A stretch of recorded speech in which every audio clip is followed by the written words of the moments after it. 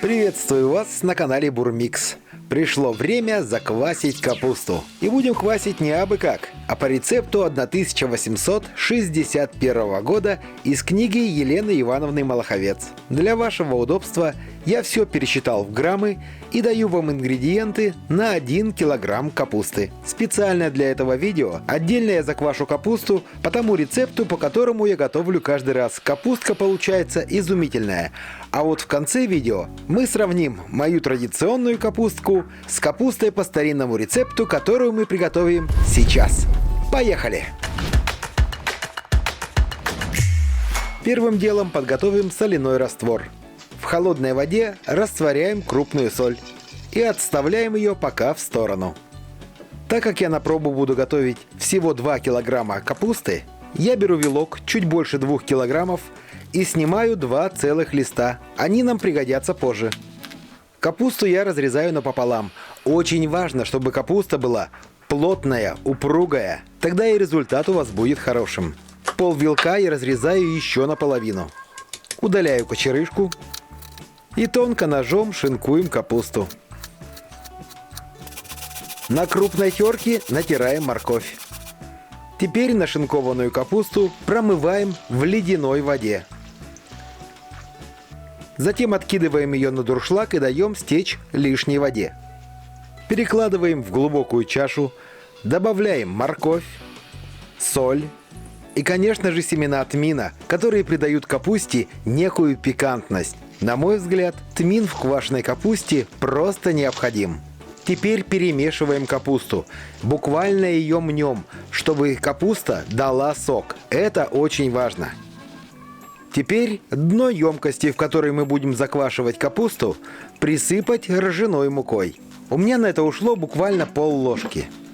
Накрыть муку целым капустным листом и уже на этот лист выкладывать капусту. Утрамбовывайте плотно. Можно руками, можно деревянной колотушкой. Добавляем немного брусники и опять выкладываем слой капусты.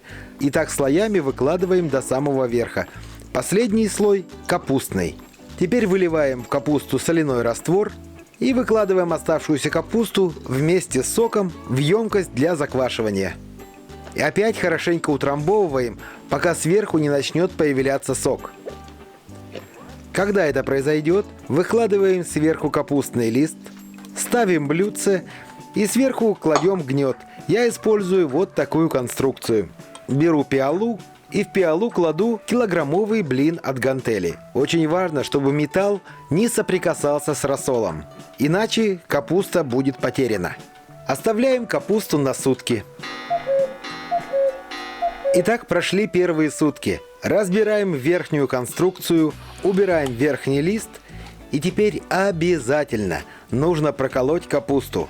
Если этого не сделать, то газ, который собирается внутри капусты, испортит нашу вкусноту, и это будет есть невозможно. Капуста станет вонючей. Протыкать нужно обязательно деревянным колышком. И протыкать нужно до самого дна. Теперь накрываем опять листом, блюдцем и сверху ставим гнет. Повторяем процедуру каждые 12 часов. Я это делаю утром перед работой и вечером, когда прихожу с работы. Прошло ровно 5 дней. Как обычно, разбираем нашу конструкцию, протыкаем капусту и видим, что пузырьки уже не идут, а значит, закончился процесс брожения. Теперь капусту я перекладываю в стеклянные банки. Мне так удобнее ее хранить. Банки и крышки я не стерилизую, только хорошенько мою и просушиваю. Капусту в банки укладываем плотно и утрамбовываем деревянной толкушкой. Конечно же, не забываем про рассол. Кстати, я попробовал рассол, он очень вкусный. И, кстати, если вы не знали, в капустном рассоле содержится масса полезных минералов и витаминов. Ну и еще раз повторюсь, это очень вкусно. Особенно на следующий день после праздников. Банки закрываем крышками. В результате из 2 килограммов капусты у меня получилась 1 1,5-литровая банка и 1 пол-литровая. Эту капусту уже можно есть, но лучше отправить ее на 7 дней на холод. Тогда она станет еще вкуснее. Встречаемся через 7 дней и пробуем. Ну вот и пришло долгожданное время дегустации. Это капустка, которую я мариную каждый год, а вот это эксперимент по рецепту 1861 года. Давайте открывать и пробовать. Скажу сразу, эту капусту я уже попробовал и вчера готовил из нее борщ. Очень вкусная капустка. Давайте наложим, посмотрим, что у нас получилось. Пока накладываю, расскажу о процессе закваски. Вот эта капуста, которую я квашу каждый год, процесс брожения начался на 3-е сутки. По рецепту 1861 года процесс брожения начался уже через сутки. Прекратился процесс брожения в моей капусте на 9-е сутки. В капусте по рецепту Малаховец процесс брожения завершился на 5-е сутки. То есть по старинному рецепту капуста квасится быстрее. Так, отставляем банки в сторону. Ну и давайте пробовать. Вначале мою любимую капустку, которую я готовлю каждый год.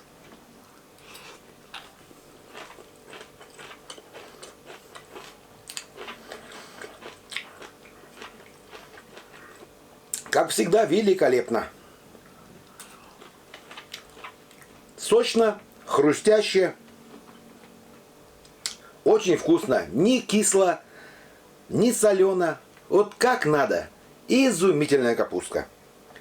Пробуем капусту по рецепту 1861 года.